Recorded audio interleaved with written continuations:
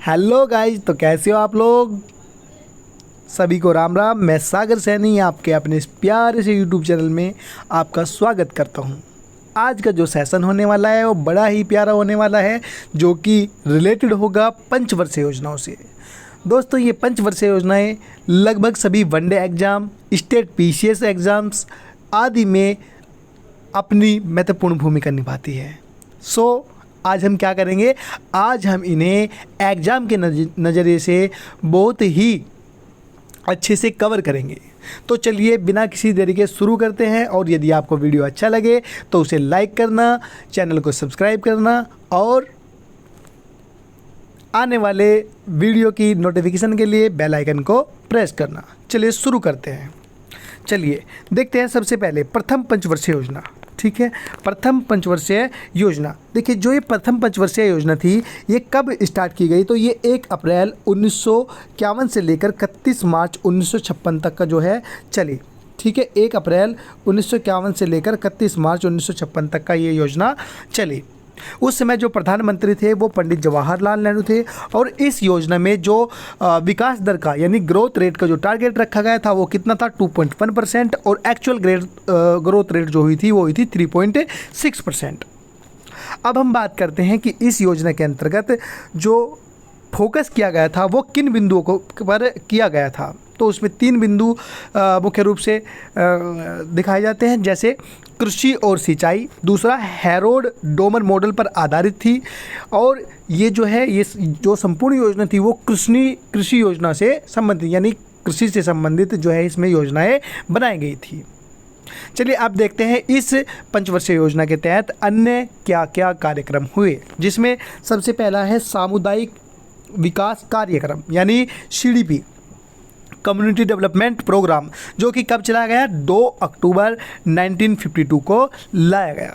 ठीक है, इसके बाद स्टेट बैंक ऑफ इंडिया का गठन किया गया इसी के तहत। कब किया गया, ठीक है, इंपॉर्टेंट है, स्टेट बैंक ऑफ इंडिया का गठन कब किया गया, तो ये भैया ये किया गया आपका 1 जुलाई 1955 को। इसके अलावा इसी पंचवर्षीय योजना के तहत भाखड़ा नागल, हीराकुंड, दामोदर घाटी जैसी बहुउद्देश्य परियोजना इसी पंचवर्षीय योजना के तहत भारत में लाई गई।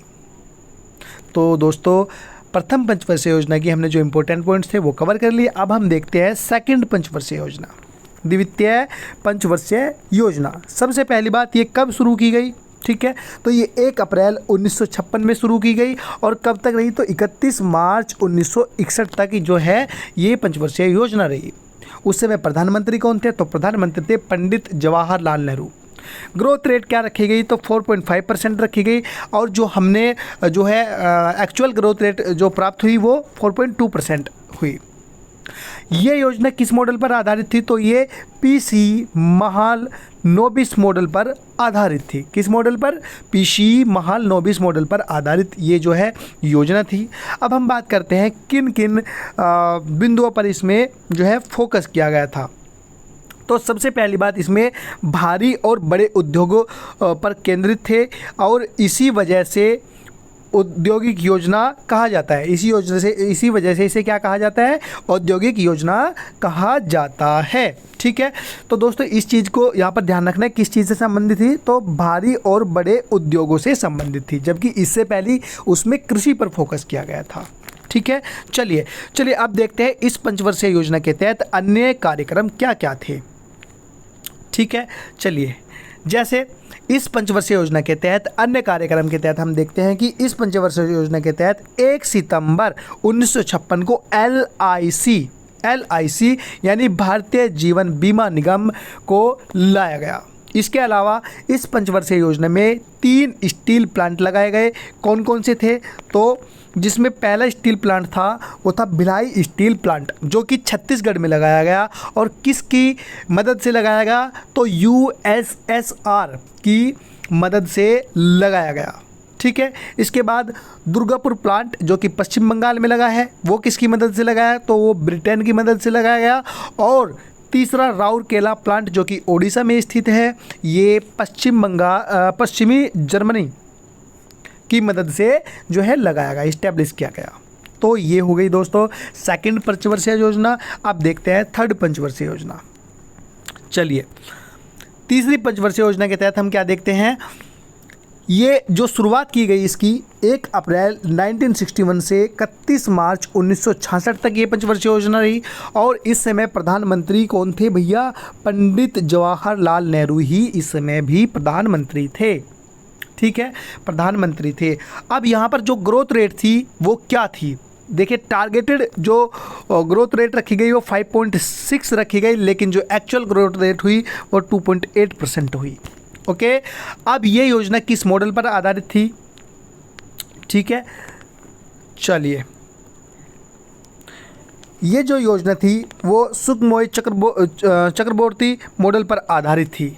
इस योजना में कृषि में ऋणात्मक वृद्धि दर थी और इसकी प्राथमिकता आत्मनिर्भर अर्थव्यवस्था पर निर्भर थी। किस पर जो है निर्भर थी, तो आत्मनिर्भर अर्थव्यवस्था पर। ठीक है, ये इंपॉर्टेंट है, ये याद रखने की है। ओके, चलिए अब बात करते हैं कि भैया ये जो योजना थी ये विफल क्यों हो गई। ठीक है, तो वर्ष 1962 में इंडिया और चीन का युद्ध चला और वर्ष 1965 ईस्वी में भारत और पाकिस्तान का युद्ध।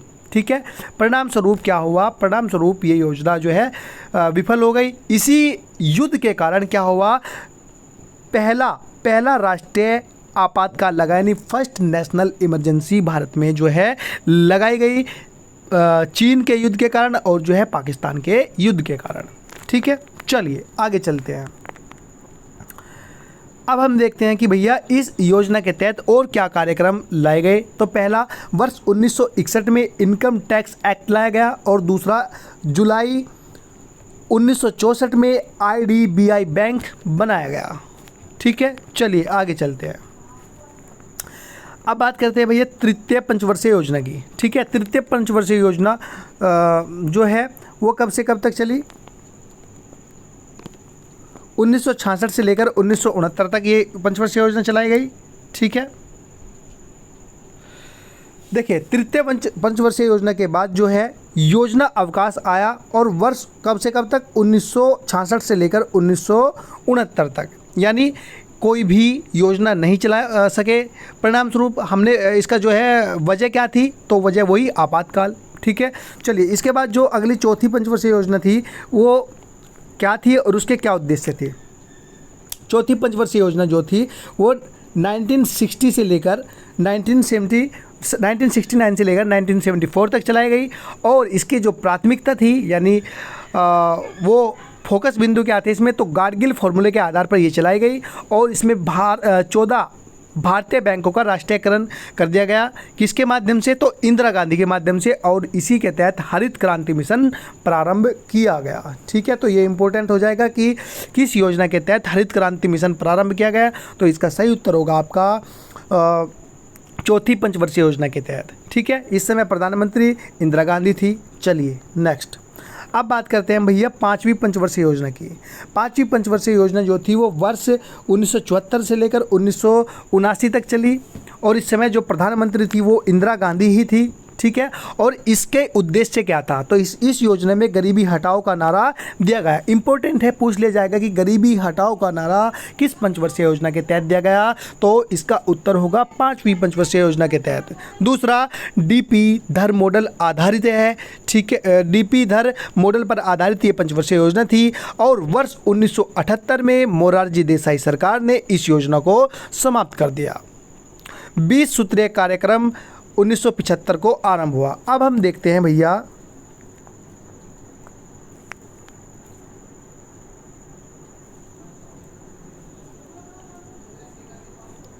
नेक्स्ट। ठीक है, चलिए, ठीक है, एक वर्षीय योजना 1 अप्रैल 1979 से 31 मार्च 1980 तक। अब देखते हैं छठवीं पंचवर्षीय योजना। ठीक है, ये 1980 से लेकर 1985 तक चली और इसका जो उद्देश्य था, ठीक है, वो क्या था, आर्थिक उदारीकरण की शुरुआत। ठीक है से, और दूसरा नाबार्ड, नाबार्ड होते हैं बैंक, उनकी स्थापना की गई। ठीक है, ग्रामीण बैंक होते हैं नाबार्ड, इनकी स्थापना की गई। और जो है इंदिरा गांधी उस समय प्रधानमंत्री थी। अब बात करते हैं 7वीं पंचवर्षीय योजना के बारे में। ठीक है, जिसमें जो प्रधानमंत्री थी उस समय वो राजीव गांधी जी थे। ठीक है, और उसकी जो उद्देश्य था वो क्या था, वो टेक्नोलॉजी यानी प्रौद्योगिकी के माध्यम से औद्योगिक उत्पादन स्तर और दूसरा आर्थिक उदारीकरण को बढ़ावा देना। चलिए नेक्स्ट 8वीं पंचवर्षीय योजना। 8वीं पंचवर्षीय योजना 1992 से लेकर 1997 तक चली और इस समय जो प्रधानमंत्री थे वो पीवी नरसिम्हा राव जी थे। और इसका जो उद्देश्य था वो क्या था, उद्योगों के आधुनिकीकरण को बढ़ावा दिया। प्रधानमंत्री रोजगार योजना की शुरुआत की गई और जॉन डब्ल्यू मिलर मॉडल पर जो है ये योजना आधारित थी। चलिए नेक्स्ट अगला है भैया, ठीक है, एक वार्षिक योजना चली 1 अप्रैल 1990 से लेकर 31 मार्च 1992 तक। इसके बाद 9वीं पंचवर्षीय योजना आई और ये 1997 से लेकर 2002 तक चली। इसमें जो प्राथमिक बिंदु थे वो क्या थे भैया, वो गरीबी से पूर्ण उन्मूलन के लक्ष्य, यानी गरीबी हटाओ, लेकिन नहीं हट पाई। इसके बाद सामाजिक रूप से वंचित लोगों को सशक्त बनाना। ठीक है, और इसमें इस समय जो प्रधानमंत्री थे वो कौन थे, अटल बिहारी वाजपेयी। चलिए नेक्स्ट भैया अगली है 10वीं पंचवर्षीय योजना जो कि 2002 से 2007 तक रही। और इसमें इस समय जो प्रधानमंत्री थे वो अटल बिहारी वाजपेयी जी थे। और जो इसमें प्राथमिकता रखी गई वो क्या रखी गई, समावेशी और समान विकास को बढ़ावा देना और दूसरा सर्व शिक्षा अभियान की शुरुआत की गई। चलिए नेक्स्ट 11वीं पंचवर्षीय योजना। 11वीं पंचवर्षीय योजना 2007 से लेकर 2012 तक चलाई गई और इसकी जो रूपरेखा थी वो सी रंगराजन ने मनमोहन सिंह सी रंगराजन योजना के आधार पर मनमोहन सिंह ने की थी। तीव्र और अधिक समावेशी विकास इसका जो है लक्ष्य था। अब बात करते हैं 12वीं पंचवर्षीय योजना की और इसके तहत ये कब से कब तक चलाई गई, तो ये वर्ष 2012 से लेकर 2017 तक चलाई गई। इसमें तीव्रतर, धारणीय और अधिक समावेशी विकास की बात की गई थी। ठीक है, और किसने ये मॉडल रखा था, मनमोहन सिंह ने। ठीक है, चलिए आगे चलते हैं।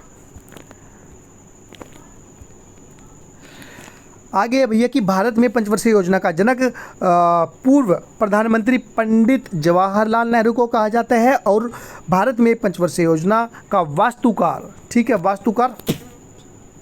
वास्तुकार पीसी महानोबिस को कहा जाता है। ठीक है, भारत में पंचवर्षीय योजना का वास्तुकार पीसी महानोबिस को कहा जाता है। अब आपके लिए एक क्वेश्चन है, ठीक है, आपको इसका आंसर देना होगा। क्वेश्चन है कि रोलिंग प्लान किन 2 पंचवर्षीय योजनाओं के बीच लागू किया गया था। ऑप्शन ए 5वीं और 6वीं, ऑप्शन बी 6वीं और 7वीं, ऑप्शन सी पहली और दूसरी, या ऑप्शन डी 4थी और 5वीं। सही उत्तर कमेंट बॉक्स में दीजिए। तब तक के लिए धन्यवाद। यदि वीडियो पसंद आई तो लाइक करें और किसी प्रकार का कोई फीडबैक देना हो तो कमेंट बॉक्स में आप दे सकते हैं। धन्यवाद।